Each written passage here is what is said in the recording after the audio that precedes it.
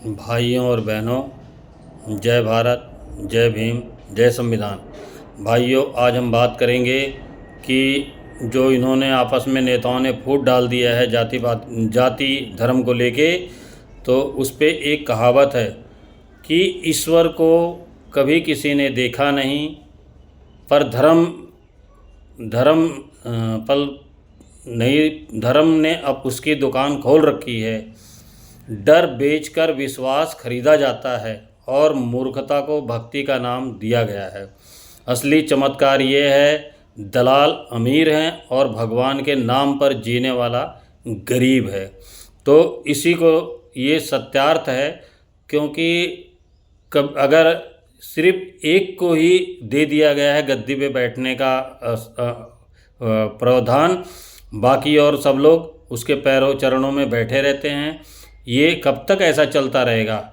भाइयों और बहनों, अब वक्त आ गया है। उस समय सिर्फ एक ही जातियां पढ़ा करती थी, एक ही जातियों को सिखाया जाता था। आज तो सभी संस्कृत जानते हैं, सबको संस्कृत, हर जातियों को, हर धर्म को बाबा साहेब के संविधान की वजह से हर कोई कुछ भी सीख सकता है, किसी भी मंदिर का पुजारी बन सकता है।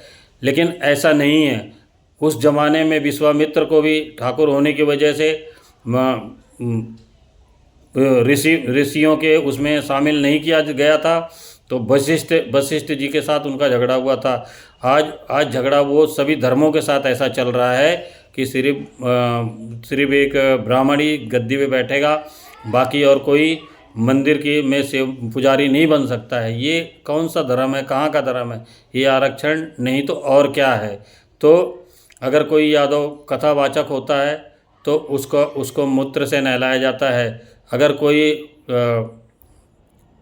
पाल जो है वो विद्वान होता है तो उसका अपमानित किया जाता है। कोई नाई जो है उसको अपमानित किया जाता है।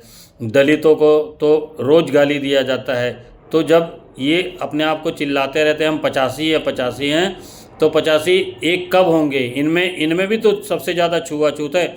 ये अपने छुआछूत को कब ख़त्म करेंगे, तब जाके दूसरे के ऊपर हावी हो सकते हैं। अगर ये इनके अंदर खुद ही छुआछूत है, ये उसी ब्राह्मणवादी व्यवस्था में चल रहे हैं, तो ये दूसरे को क्या भलाई कर सकते हैं? सिर्फ ये पिसते रहेंगे, इस तरह आपस में इनका अपमान होता रहेगा। जब तक इनमें एकता नहीं आएगी, जब तक इनमें एकता नहीं आएगी, जैसे दलित है, बैकवर्ड है, ठीक है, और इनमें अगर जब तक एकता नहीं आएगी, सब एक नहीं होंगे, तब तक इनके साथ दुर्व्यवहार होता ही रहेगा। इनमें फूट डाल के इन पे राज करने वाले चंद लोग हैं और वो राज करते ही रहेंगे। अभी भी वक्त है, अभी भी संविधान हिंदुस्तान का चल रहा है। आप लोग अब भी जाग जाइए, नहीं तो आगे चल के फिर दुर्गति होने वाली है। ऐसा इन लोगों का एक वो चल रहा है भवंडर, क्योंकि वाल्मीकि जी ने रामायण लिखी, उनका नाम ही ख़त्म कर दिया गया। तुलसीदास को उसमें श्रेष्ठ बना दिया गया। उसी तरह संविधान बाबा साहेब ने लिखी है, अब BN राव का नाम उसमें लिखा जाता है कि BN राव उसके निर्माता थे। अब ये आगे आगे चल के कुछ दिनों तक ऐसा चलता रहेगा तो लोग सचमुच मानना शुरू कर देंगे। इसी के साथ भाइयों, अब भी आंखें खोल जाओ, अब भी एक हो जाओ। इसी के साथ भाइयों, जय भारत, जय भीम, जय संविधान।